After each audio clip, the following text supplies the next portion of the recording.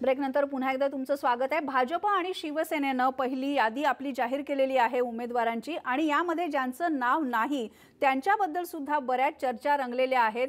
पुण्यामध्ये high profile police अधिकारी भानुप्रताप बर्गे हे शिवाजीनगर विधानसभा मतदारसंघामधून लढणार आहेत। भाजपची यादी जाहीर झाल्यानंतर त्यांनी अपक्ष म्हणून लढण्याचा निर्धार केलेला आहे।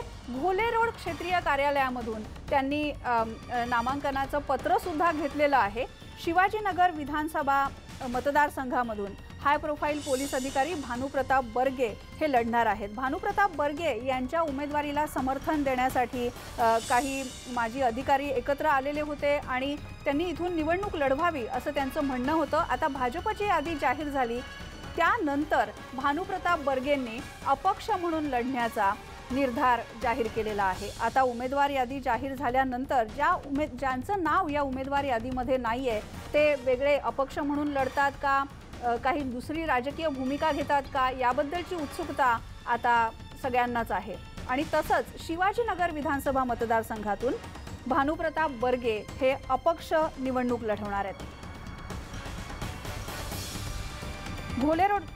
घोले रोडच्या क्षेत्रीय कार्यालयामधून त्यांनी अर्ज सुद्धा घेतलेला आहे आणि याबद्दल आमचे प्रतिनिधी वैभव सोनवणे यांच्याशी बोलूया। वैभव, भानुप्रताप बर्गे यांच्यासाठी बरंच लॉबिंग पुण्यामध्ये चाललेलं होतं आणि आता ते अपक्ष निवडणूक लढवणार आहेत। शिवाजीनगर विधानसभा मतदारसंघामध्ये काय समीकरण होतील? आरती, भानुप्रताप बर्गे यांनी लढाईमध्ये उतरणं हे शिवाजीनगरची जी सध्या दुरंगी दिसणारी लढत होती ती सरळ सरळ तिरंगी होईल। आणि महत्वाची गोष्ट म्हणजे अत्यंत सेलिब्रेटेड आणि हाय प्रोफाईल अधिकारी आहेत, प्रचंड मोठा जनसंपर्क आहे त्यांचा। भाजपकडून त्यांनी सुरुवातीला प्रयत्न केले, मात्र भाजपकडून त्यांना प्रतिसाद मिळाला नाही। त्यानंतर त्यांनी शिवसेनेचाही दरवाजा ठोठावला होता, मात्र शिवसेनेला ही जागा सोडण्यात येणार नाही असं स्पष्ट झाल्यानंतर बर्गे यांनी काही वेगळी मोर्चे बांधणी करता येते का हे पाहिलं।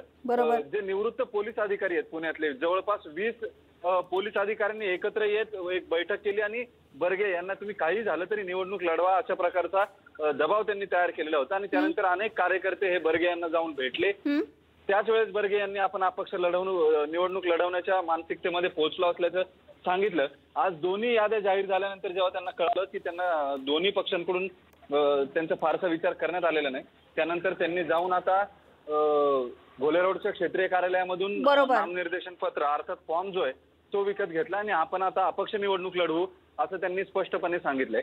गेल्या अनेक वर्ष बरोबर वैभव, आपल्याकडे वेळ कमी आहे, पण तू जसं म्हणालास की आता शिवाजीनगर मतदारसंघामध्ये जी दुरंगी लढत होणार होती ती पोलीस अधिकारी भानुप्रताप बर्गे यांच्यामुळे तिरंगी होऊ शकते।